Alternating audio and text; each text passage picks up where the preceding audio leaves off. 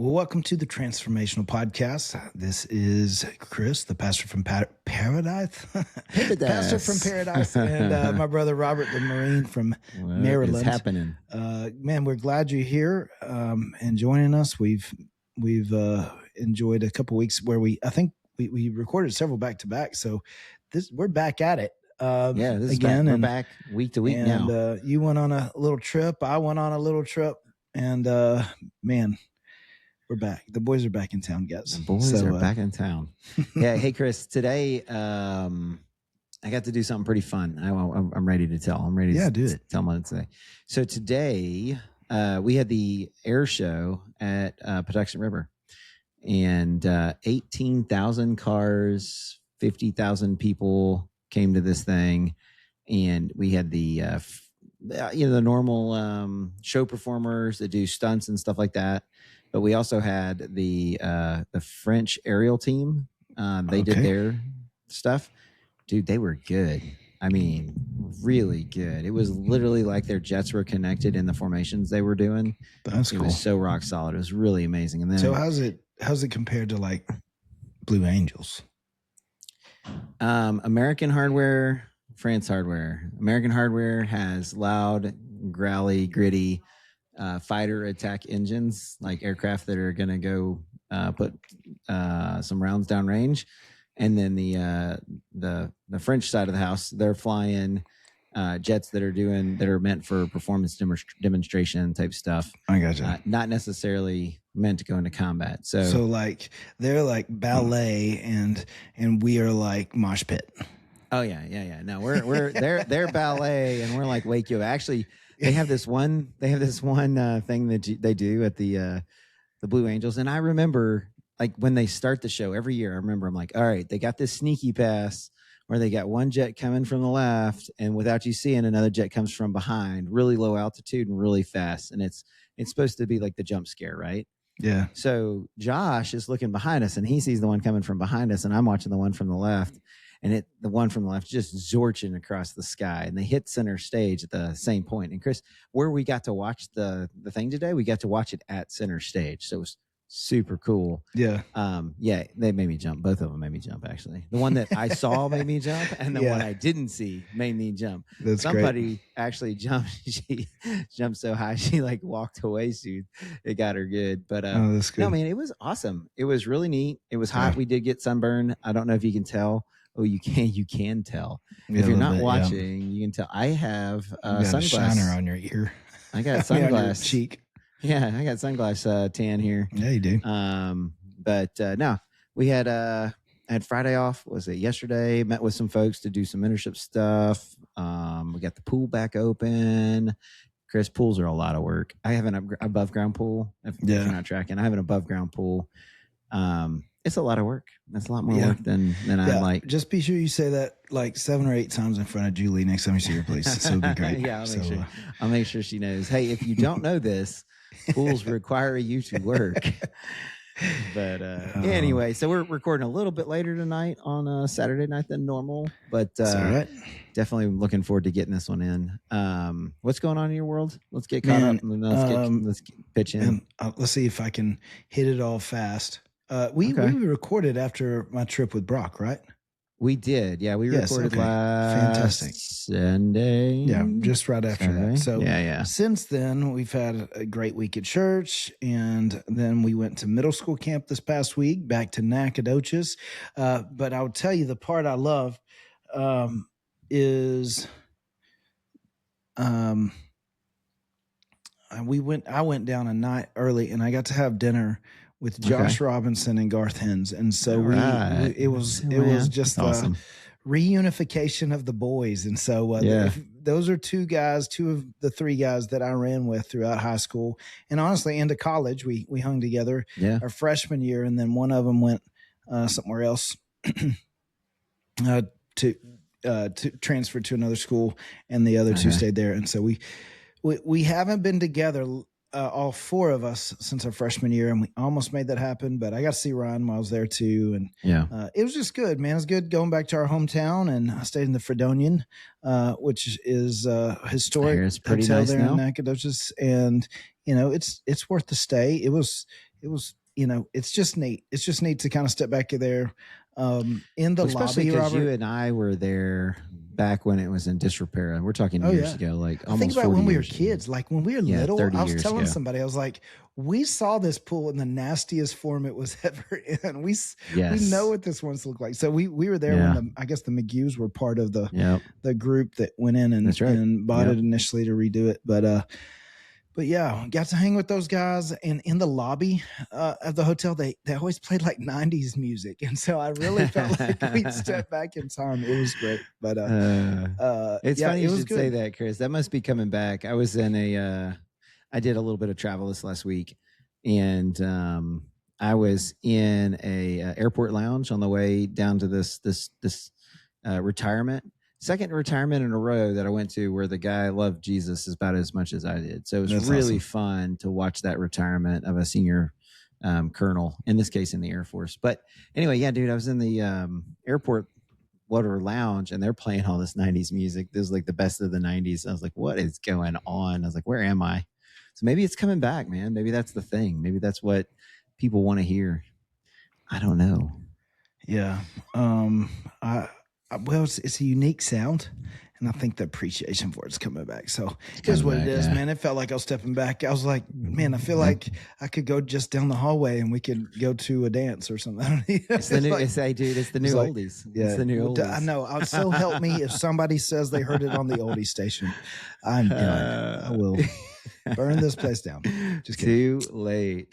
Hey, so where did you want to pitch in for? Let's get started. There is quite a bit to cover. I don't know if we'll be able to cover it all. Here's what I love. Let's do it. And I'll dive into this because one of the things I love about camp, Robert, is you have these people, these students who get together for a week. They step out of the normal every day, and they really step into a different environment for a week. And it's life-changing. You grow closer to other believers, you grow closer to God. But I think it has so much to do with who's around you and what you're doing. Like how surrounding yourself with the right people and being surrounded with the right people, how it just changes things. And so I want us to look at 2 Chronicles chapter 22. We're going to summarize a bunch of this. Because it's 22 through 24. And it was just one of my readings that one day, but it just makes me think like, who you surround yourself with matters. There's so much that we'll hit on during this. But it leads to good, it leads to bad. And so you got to be intentional to put the right people around you. And sometimes it may mean that you have to be intentional about separating yourself from certain influences that don't necessarily help you follow God. And we may get into it. It may be a function of owning your faith versus living out maybe someone else's faith, someone else's influence. But I guess the way let's get a kind of a highlight on what we're talking about here. So the best that I know how, if you pick up in 2 Chronicles chapter 22, it tells a story of a man named Ahaziah. He was king over Judah, Jehoram's youngest son, and which is interesting because they're obviously not necessarily following the normal order for how they, chose kings. But he lost all his other sons. Yeah, because they were killed. Had killed all the other sons. In this case, it was the only one. No, it's fine. It's the only one left. Ahaziah was son of, and he reigned as king of all Judah. Judah is part of the nation of Israel. However, they had separated into two camps. The northern tribes were the northern tribes of Israel. They just were called Israel. The southern tribes was Judah. Judah is where Jerusalem was, but not only that, the line of Judah is the line through which the Savior of the world would come. The kingly line of David would come. All right. So those are probably some good context for this to understand that. So he was 22 years old when he became king. His mother was Athaliah, a granddaughter of King Omri. And this verse 3, it says, Ahaziah also followed the evil example of King Ahab's family, for his mother encouraged him in doing wrong. He did what was evil in the Lord's sight, just as Ahab's family had done. they even became his advisors after the death of his father, and they led him to ruin. I found that passage right there that his mom encouraged him to do wrong, and the advisors of King Ahab, like they led to his ruin. Yeah, they were giving him bad advice. Now, I think that it's important to see that he was 22 years old when he became king. And so, like, I think sometimes his mom, it was his mom. He's 22 years old. All right. And honestly, they started getting married at like 15 and 14, 15, 16. So he's old enough to know better. He is. And he's old enough to make his own decisions. And he's actually following, the king prior to him was Jehoram. And let me pull this up. Back in chapter 21, he reigned in Jerusalem 8 years, followed the example of the kings of Israel, and was as wicked as King Ahab. So he followed a wicked example of his father, but things weren't going well.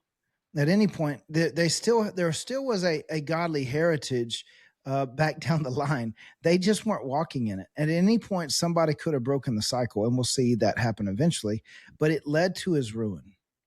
Yep. So you can keep, I think, what I think of is well, Hank, why do you drink? Right? It's family tradition. Like there's so many things I think sometimes that we hold on to that we go, well, that's just part of being in the family. That's just the way that we are. It's like if it's not aligned with what God says is right and true and good and honorable, maybe it's something that we should change. Something we need to let go of. Yeah. Maybe we need a different family tradition.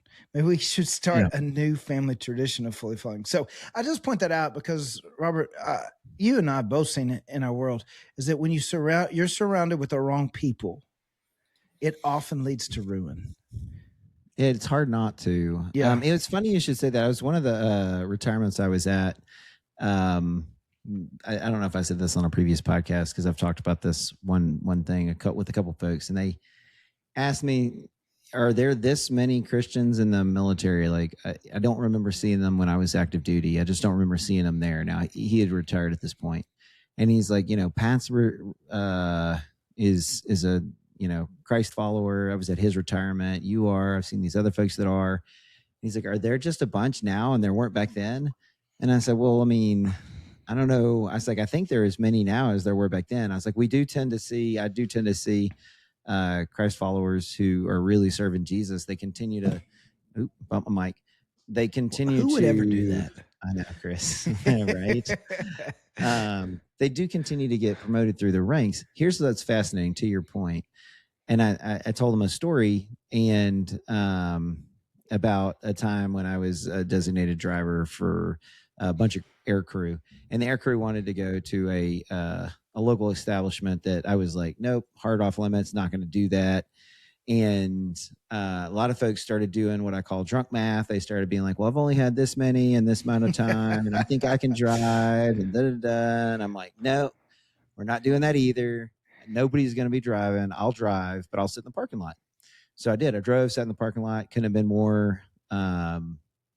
felt more lonely in my entire life. Okay. Interesting.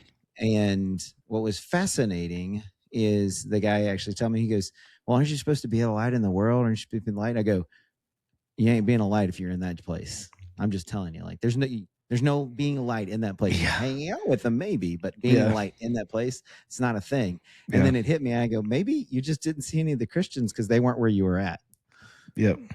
Yeah. And he's like, well, I mean, I go, look, I was like, no judgment. It's just being clear. Like, they just weren't near you. Like you were you were at the places where they wouldn't be. And I was like, I saw 2 years later, actually, how God used that moment in time to give me an opportunity to witness to, I want to say 13 folks inside my squadron at the time. This was years ago. They were all not Christ followers. And they were talking about going to places they shouldn't go. And someone piped up and goes, well, my call sign's Timmy. I think everybody knows that. Well, Timmy's never goes to those. Timmy's never been to those types of places. And every eye on me is on me, Chris. Every eye in the room's on me. And I'm like thinking to myself, and if I go straight to the Bible with these folks, they don't know the Bible. They don't know God. They don't know any of that. Frame of reference. Yeah. No good frame of reference. Well, the Lord gave me this like instant frame of reference. I said, hey, I was like, raise your hand if you tell your wife every time you go to one of these establishments. Like every time you go, you have told your wife. And only one guy did. And I believe him. That's true. And then I looked at the rest of them. I said, look, it does not honor my wife. It does not honor God. Get back to work. I love it, dude. And I was telling this guy who was retired, I said, maybe it wasn't to your point. Maybe it was you found yourself running in the wrong crowd, which actually influenced you to be running in the wrong crowd. Yeah. Not just being a part of that crowd. Yeah. And I was thinking, I just didn't hang out with that crowd because I knew that crowd would bring influence to me. Now that one night, I'm not going to let a bunch of folks get in trouble because I committed to be the designated driver. I can figure that out. But it doesn't also require me to participate. That's right. I can sit in the parking lot. Anyway, I think you're right. Is my point. You are who you surround yourself with. So there's a Proverbs 13:20. Walk with the wise and become wise. The companion of fools, it actually says, will suffer harm. Yeah. It's going to affect you. Yeah, it's going to, and it may be harm because something blows up. It could be harm in that it just harms you in the way that you live your life, and you don't walk in God's truth that leads to blessing and the full and satisfying life. And so, well, what's interesting on this one is you go on to keep us moving is that, he ends up dying. Jehoram ends up dying. He dies because the Lord says, hey, or Ahaziah, ends up dying because he says, hey, I'm kind of done with you.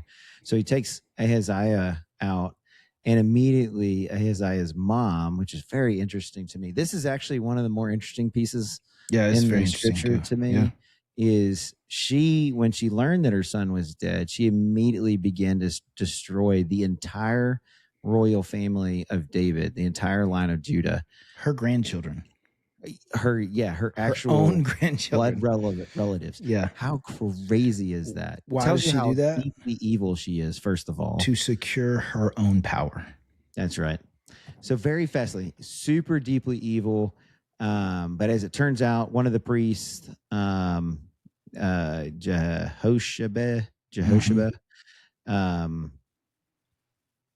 wife of Jehoiada, the priest, sister of somebody. Anyway, which if you're looking for a baby name, that's up for grabs. There's some baby names right there. You go. Yeah. Anyway, they hid Joash, a 6-year-old. Actually, maybe a baby. No, it was actually 1-year-old. Yeah, hid him for about 6 years. Yeah. Infant son. Raised the baby in a church. Yeah. Could you imagine, Chris? Could you imagine raising a baby at Grace? It's pretty wild, right? It'd be fun. But yeah.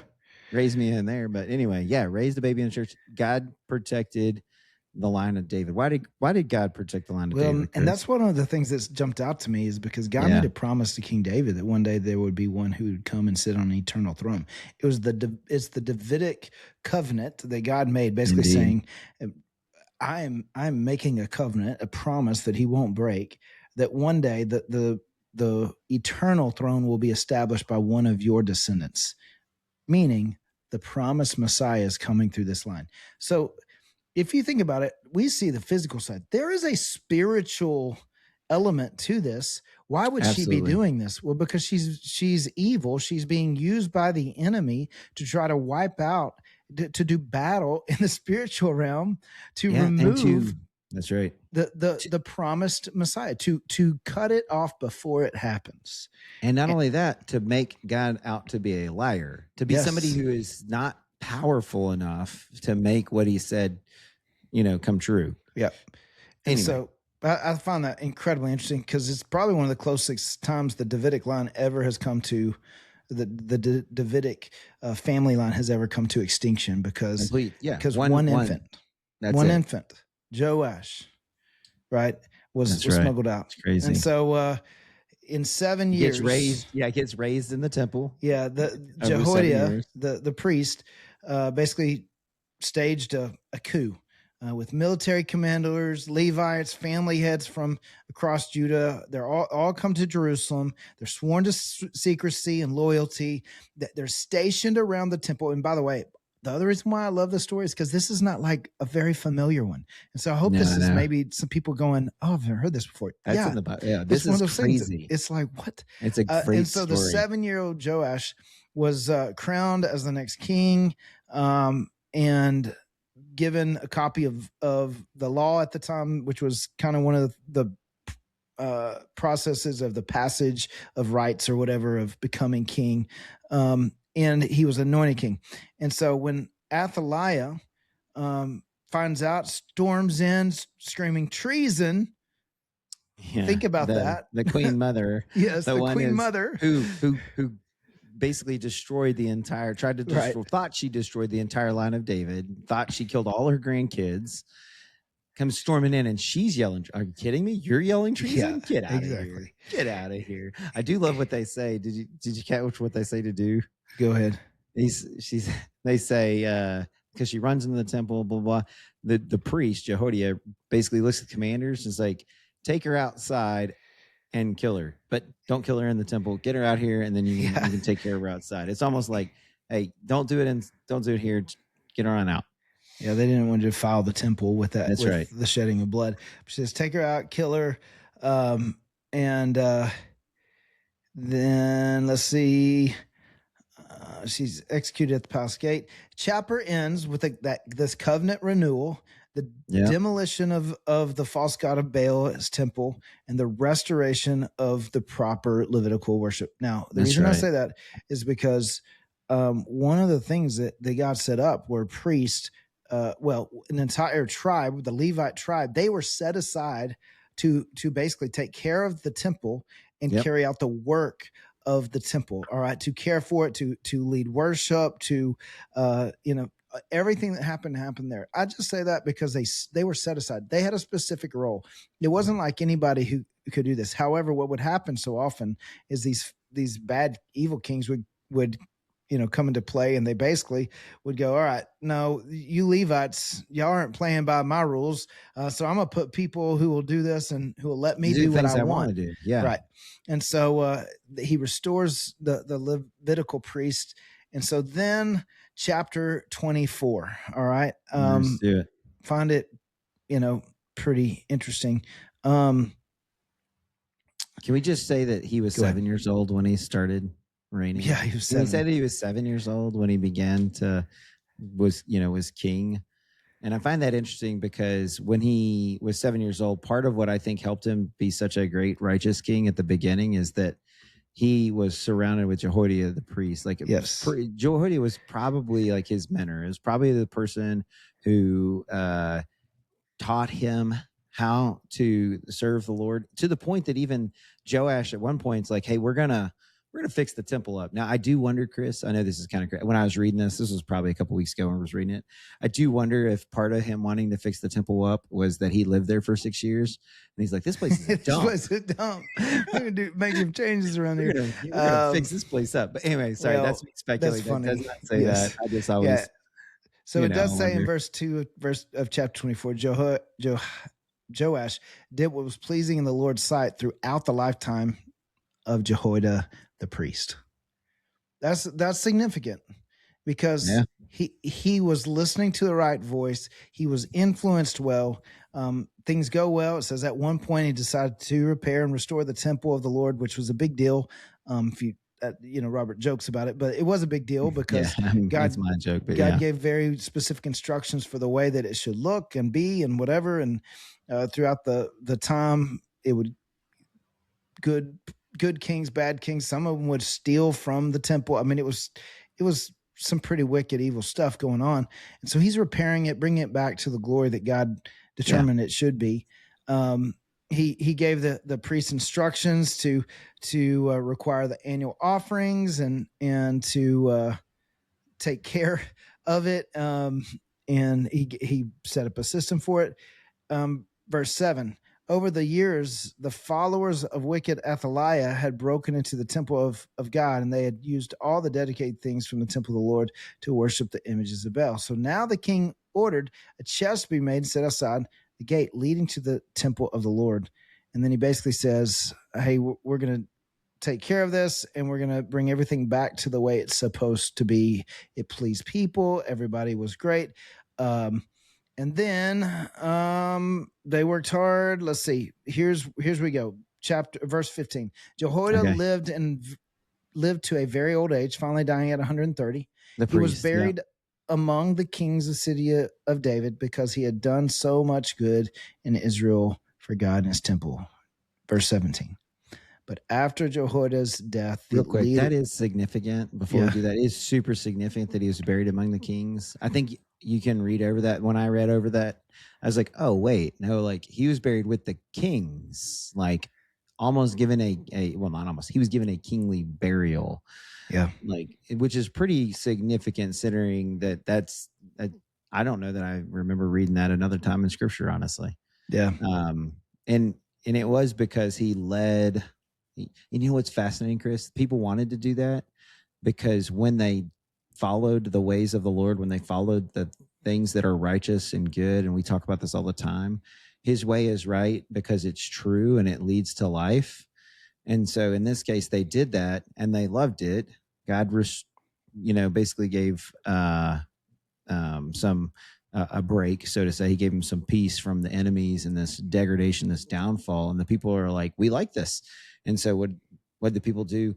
They essentially, up into this point, they're like, hey, this is great. We're going to bury him here. Now, what's actually interesting to me is that while the people may be there in their hearts and their souls, it's clear that not everybody was. Yeah. It's clear that not everybody was down with basically walking in the ways of the Lord. And so we'll jump into verse 17. Go ahead. So after Jehoiada's death, the leaders of Judah came and bowed before King Joash and persuaded him to listen to their advice. Crazy. They decided to abandon the temple of the Lord, the God of their ancestors. They worshiped Asherah poles and idols. Instead, they went back to their old ways. Jehoiada had helped lead them in the way of the Lord. God had blessed them, and they look up, and Jehoiada leaves, and they go, hey, we just want to go back to our old ways. And they do. And it says, because of this, divine anger fell on Judah and Jerusalem. Mm-hmm. Crazy, man. Like, why would you walk back into that stuff? I don't even understand. So Lord's angry. I love this too. Yet the Lord sent prophets to bring them back to him. Right? The prophets warned them, but still the people would not listen.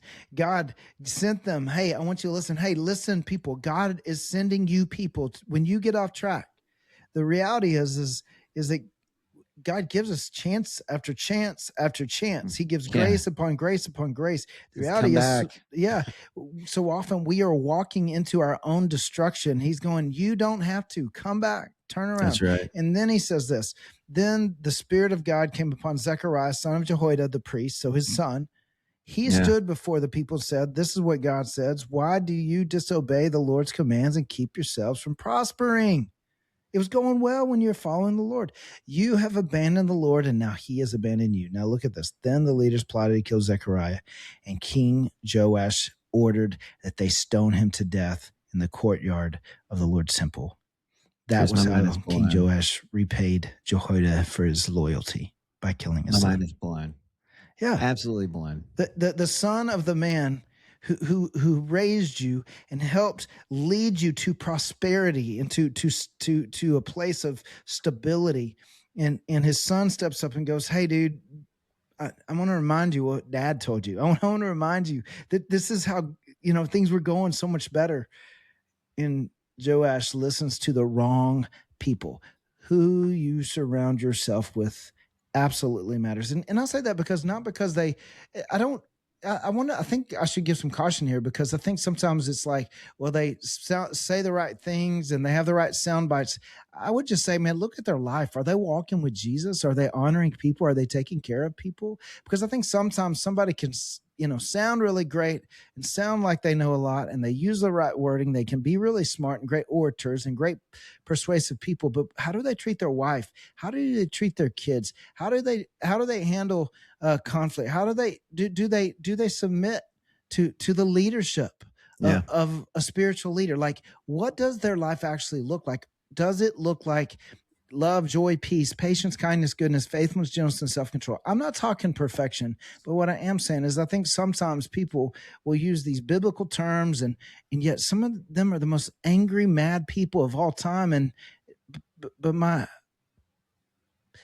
inkling is that Jehoiada and his son Zechariah were probably God-fearing people, and Joash knew that. And so, you know, who you surround yourself with matters. Are they walking with Jesus? Can you tell that they're walking with Jesus? Because, man, I want those kind of people around me, and I'm really intentional about saying, man, I want to get to know those kind of people, because I know I need the right advisor. I need the right counsel. I need the right people that walk with me and who will help me walk with the Lord. Kristen, I think that's partly because you take ownership of your faith. You take ownership of your walk. You take ownership of that peace.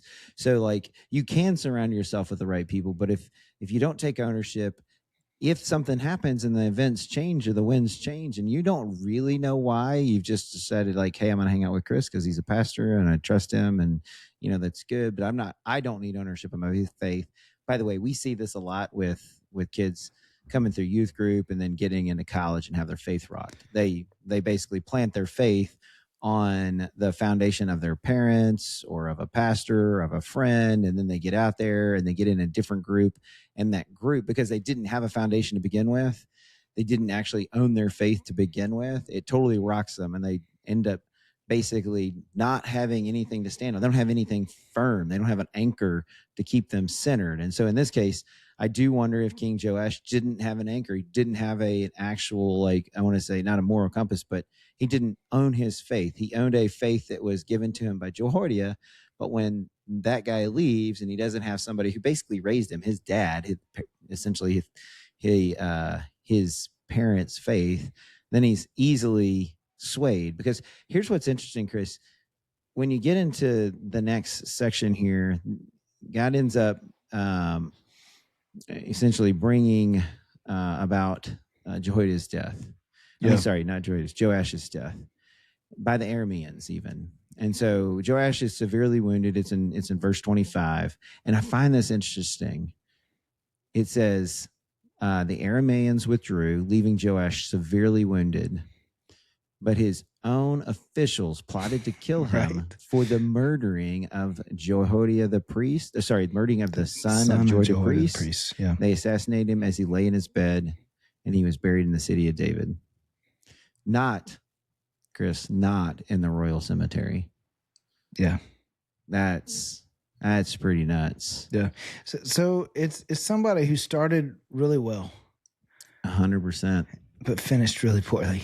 Golly. He was set up for success, man. Everything he was set about up for success. And then if you think about this, Zechariah was killed, the son of the man who crowned Joash, killed by the king he crowned in the place he was crowned. I mean, isn't that ironic? Don't you think? Yeah. It's like rain. I knew you were going there. But you think about it, dude, it's just like one of those things that you look at and you have to kind of take a step back and go, man, it's the questions, God, what do you want me to know? God, what do you want me to do? Yeah. So Chris actually brought up a good point. And the I would offer the kind of the what do you want me to know versus what do you want me to do right now. And this is when you talked about, like, who do you have yourself surrounded with? Do an audit of that. Like, do I have myself surrounded with folks who love Jesus? And then I would offer that the second piece of this is if they were gone tomorrow and I had to step into a more worldly environment because that's where work took me, et cetera, or if they weren't there for me, would my faith stand? Because the question you need to ask yourself is, like, have I made my faith my own? And am I surrounded with good people who contribute to my faith? Good mentors, good pastors, good parents, if you have those or whatever that is. Because I do recognize there's a lot of people in a lot of different places. But those are the two questions you should ask yourself. Am I surrounded with people who love Jesus? And do I know why I believe what I believe? Have I essentially spent the time, the daily habit, whatever it is, to say that, like, hey, this faith is my own. It's not It's not theirs. It's not my pastor's. It's not my mentor's. This is my faith. And yeah, I can have a lot of questions. Chris, I say all the time, truth doesn't need to fear evidence because truth will always be vindicated. And Jesus said, I am the way, I am the truth, and I am the life. And so when you seek him, you will find him because you'll find the truth. You'll find the truth. Truth is what you run into when you're wrong. And so I think that's the kind of the so what to this. It is definitely a lesser known story, but really crazy story. And this is actually, Chris, one of the reasons I love reading the daily Bible and reading in the Old Testament, because you get to see some of these stories that otherwise I don't know that I've heard a sermon ever preached on this, to be honest with you. It's probably the first time I've ever talked about this. Who knows? It might come out at some point. I've had this thought before of, hey, what if we did like the lesser known stories of the Bible, like a series? Yeah, that'd be fun. Here's my thought. Yeah, bring us home. Bring us home. Regardless of your family's past, you can build a faith that lasts if you surround yourself with the right supporting cast. Amen.